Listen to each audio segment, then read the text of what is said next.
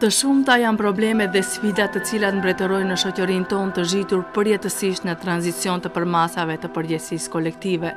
Me që rast, faji për gjendjen e këtillë të mjerueshme hidhen nga njëra palë tek tjetra, që më në fund secili të deli pafajshëm duke ia lënë përgjegjësinë në vetë tranzicionit, ndërsa viktima mbetet e njëjtë, edhe atë individi i kësaj shoqërie i cili po ngulfate dita ditës në probleme dhe nevojat e përditshmërisë së tij të lodhshme dhe të nesërmes së tij të pashpresë. Përderisa një pjesë bukur e madhe e njerëzve jas duke bredhur në përshtigjet e panjohura të realitetit tonë të hidhur, në kërkim të zgjedhjes dhe të fatit për hallet dhe problemet e tyre, një grup tjetër i njerëzve në pamundësi që të bredh në kërkim të fatit, është izoluar dhe marginalizuar në skaj të aresës, në pritje që dikush t'ja hap derën dhe t'i sjellë shpresë. Madje, ky grup njerëzish edhe kur merr guximin që të del nga burgu individual, ai ballafaqohet me burgun shoqëror, i cili shpeshherë është edhe më i hidhur se ai individual. Burg ky, në të cilin përreth diskriminimit, neglizhencës, mundësive të pabarabarta, në rastet më të mira përmban pengesa edhe të tipit infrastrukturor, të cilat e bëjnë atë edhe më të demoralizuar dhe e detyrojnë atë që të kthehet në botën e tij të izolimit, në pritje të një të ardhme më të mirë. Edhe më i dhimbshëm është fati i disa fëmijëve të pafajshëm, të cilët jo vetëm që për shkak të nevojave të tyre të veçanta nuk mund të ndjekin procesin e rregullt arsimor, por në mesin e tyre ka edhe të atill që nuk kanë kurfar pengese që të gjenden pranë bashkëmoshatarëve të tyre, përpos disa pengesave infrastrukturore dhe mungesës së dëshirës së mirë.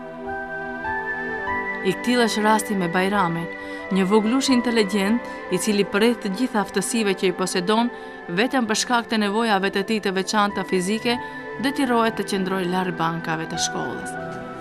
Unë e du që kë shkollë, amën, s'ka kushteve.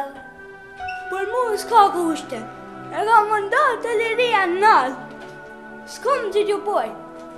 Bëhet plasit të më qoj, amën s'ka. Nalë qëmë, që jo. Këta nuk më pranojnë të kjo.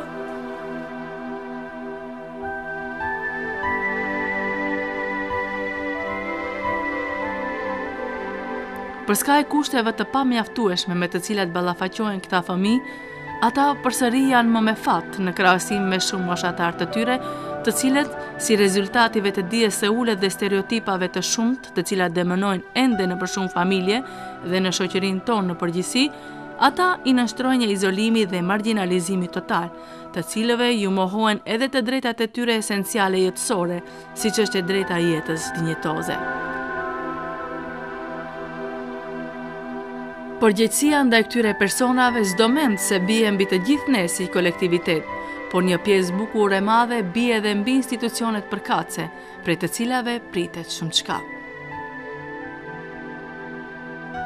Në vendin tonë, numri zyrtar i këtyre personave është i panjohur, për shkak të mungesës së statistikave të sakta dhe si rezultati mungesës së interesimit të mjaftueshëm, që nga institucionet gjegjëse apo nga vetë familjet e tyre, të cilët, për fat të keq, si rezultati bindjeve të mbrapshta, prezencën e personave të tillë në familje konsiderojnë si pjesë të turpit familjar, i cili me çdo kusht duhet të mbulohet dhe të mbahet i fshehur.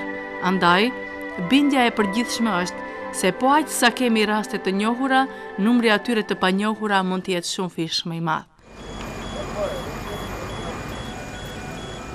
Ajo që duhet të ndryshohet kundrejt personave me nevoja të veçanta nuk janë vetëm ligjet dhe legjislatura në letër, por mbi të gjitha vetëdia dhe perceptimi i shoqërisë në përgjithësi ndaj kësaj shtrese sociale.